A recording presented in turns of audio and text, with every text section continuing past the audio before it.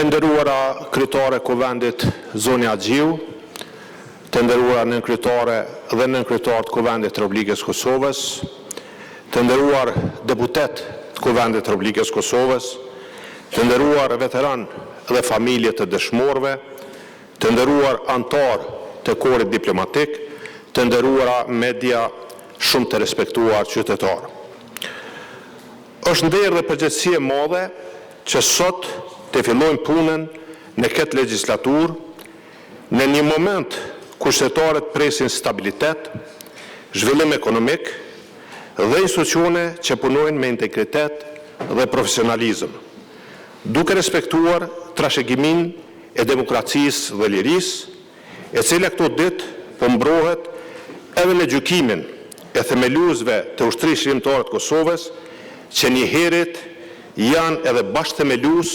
se bashku me shumë gra dhe burra të nderuar të kombit të vetë Republikës së Kosovës. Fillimisht,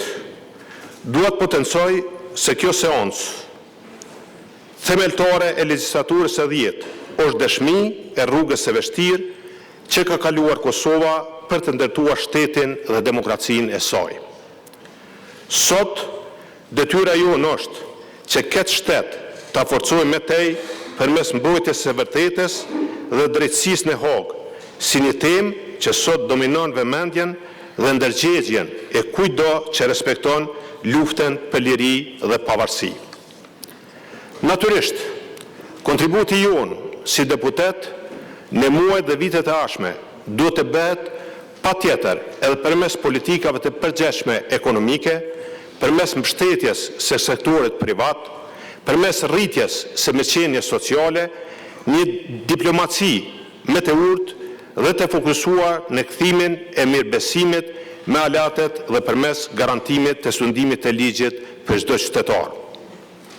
Partia Demokratike e Kosovës dhe deputetët tonë do të jenë në balë të rujtjes së këtyre vlerave, që synojnë ngritjen e standardit për gjithë qytetarët,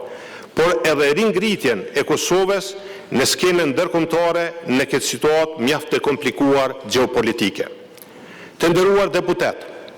zgjedhjet e dhjetorit kanë krijuar këtë përbërje të re parlamentare.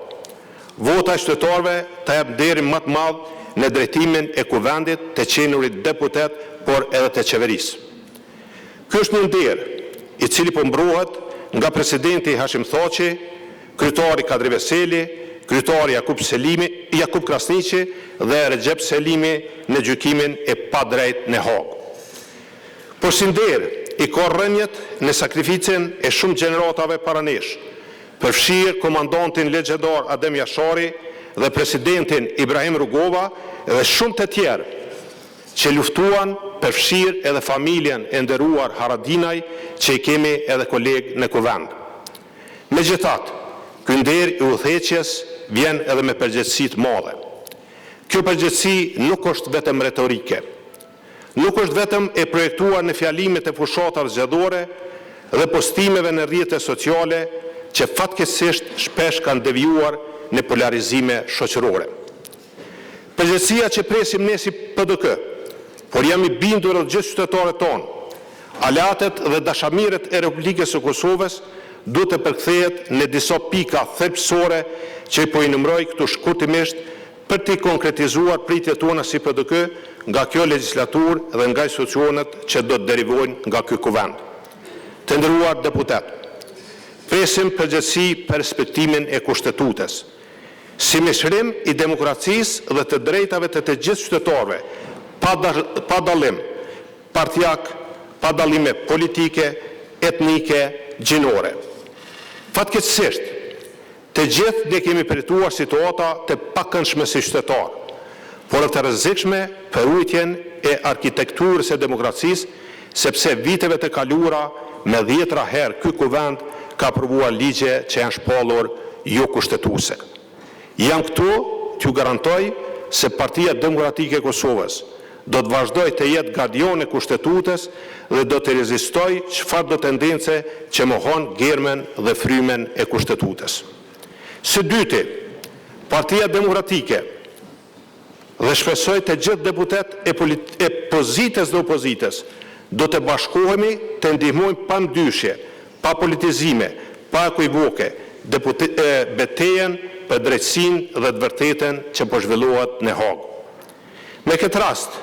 ftoj të gjithë kolegët dhe të gjithë liderët institucional dhe partijak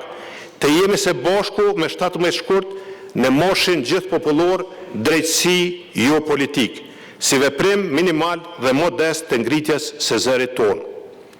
Kuvendi dhe qeveria e ardhshme ka obligim të bëjë maksimumin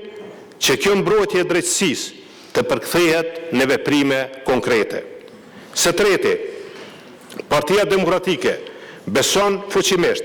se demokracia në Kosovë është ndërtuar të shprehem teknikisht e dizajnuar për të ndërtuar konsenzus dhe bashkim forcas në çështjet thelbësore për funksionimin e shtetit. Kërkohet konsensus i gjerë edhe për zgjedhjen e presidentit, për marrëveshje ndërkombëtare, për institucionet pavarura dhe gjyqtar të gjykatës kushtetuese. PDK herën e fundit e ka udhëhequr me qeveri para më shumë se një dekade, por Partia Demokratike gjithmonë i ka ndihmuar edhe parti tjera të udhëheqin qeverinë të kaluarën, si edhe ka ndihmuar edhe qeveritë e tashme në detyrë të kalojnë marrëveshje ndërkombëtare. Të dashur qytetarë, përkrajen tonë, përgjetjet konsensusit, kur mos e shihni si shenjë të dobësisë. Si parti bashkëthemeltare shtetit të Kosovës dhe si partia më e madhe opozitare tash e 2 legislatura, ne do të japim kontributin në arritjen e marrëveshjeve për të mirën e Kosovës dhe qytetarëve të Kosovës. Për çdo pikë ku do të kërkohet vota jonë, do të kemi kërkesa që burojnë nga nevojat e qytetarëve, politikat e guximshme për përparim, jo stagnim, dhe aty nuk do të bëjmë asnjë kompromis. Nuk do të bëjmë kompromis as në vendimet që janë të nevojshme për rrugtimin e Kosovës drejt NATO-s dhe Bashkimit Evropian dhe rujtjes së aleancës me Shtetet e Bashkuara të Amerikës dhe shtetet mike.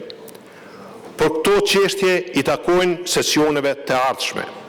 Ndërsa tani kolegë të nderuar deputet, dua të përmbyll këtë fjalim me një shqetësim besoj të shumicës sonë këtu lidhur me procesin gjyqësor në Hagë. Raporti i shtetit tonë me themeluesit e OÇK-s, që njerësh janë edhe themelues të shtetit, me procesin që po zhvillohet kundër tyre në Hagë, i cili tash është në përfundim, kërkon qasje me dinjitoze, me të matur dhe me unifikuese. Prandaj, pavarësisht dallimeve politike, dinjiteti institucional dhe mbështetja e drejtë për ta janë detyrim i përbashkët i yni. Në këtë kontekst, pasi edhe vetë ju këto ditë keni qenë dëshmitar të kërkesave absurde të prokurisë në Hagë, unë nga kjo seancë ju njoftoj se në seancën e parë të punës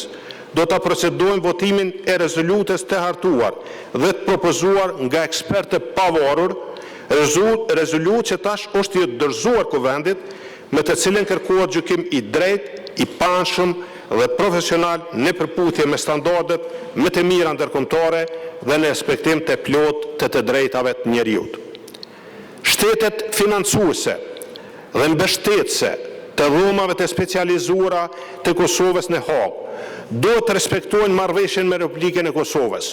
që gjykata të operojë në bazë të ligjeve dhe kushtetutës së Republikës Kosovës, e cila në brendi i ka të gjitha standardet më të mira ndërkombëtare.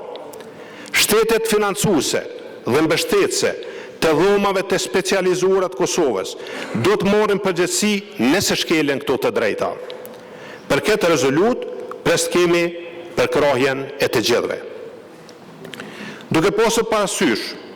që ky është një moment që kërkon unitet politik, ne sot do të përmbohemi nga debati parlamentar për programin e qeverisë, sepse mendoj që qeveria në një të ardhme do të sjellë programin para deputetëve, i cili do të ka mundësi që të diskutohet këtu në këtë kuvend. Përndryshe, e ndëgjova me vëmendje ekspozin e zotit Kurti, është me shumë premtime, ka çështje që nuk janë të kostume, nuk kanë bazë ka do të financohet, është e saktë që janë rrit eksportet, por nuk është e mjaftueshme mu përmend janë rrit eksportet pa i përmend që janë rrit importet, që është thellu deficiti tregtar, që shumë indikator financiar dhe makroekonomik nuk janë trendin e duhur, që likuiditetin sektorin bankar është do ditë u zvoglu, se rezultat i zvoglimit të likuiditetit janë duke u rritur edhe normat e interesit, sigurisht se borxhi i brendshëm mes ndërmarrjeve paraqet një çështje shumë serioze, çështjen e lëvizjeve demografike do me kuptu si shumë drejt, për ndryshe Kosova po zbrazet, se rezultat i zvoglimit e natalitetit dhe migracionit, po besoj që këto do të kemi mundësi që do t'i diskutojmë detajshëm në seancat e radhës. Dhe si Parti Demokratikës Kosovës, do të mbështesim çdo iniciativë që është në interes të qytetarëve dhe të shtetit. Por njëkohësisht, këtu në kuvend, në shesh dhe kudo, para qytetarëve do të mbrojmë interesin publik dhe shtetëror të Republikës Kosovës. Faleminderit.